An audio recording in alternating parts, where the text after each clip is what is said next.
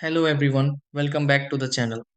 If your Echo Show 15 has lost its internet connection after changing routers, updating your network settings, or experiencing a temporary outage, don't worry because reconnecting it is usually a quick process. Since the Echo Show 15 relies on Wi Fi for streaming, smart home controls, calendars, and voice features, restoring the connection is important for normal operation.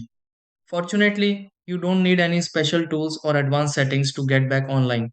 In many cases, a few simple adjustments are all that's required. In this video, I'll show you several easy steps that can help reconnect your Echo Show 15 to Wi-Fi successfully. Try these. Step 1. Make sure your home network is working properly before attempting to reconnect the Echo Show 15. Step 2. Open the settings menu on the Echo Show 15 and navigate to the network options. Step 3. Select the correct wireless network from the list displayed on the Echo Show 15.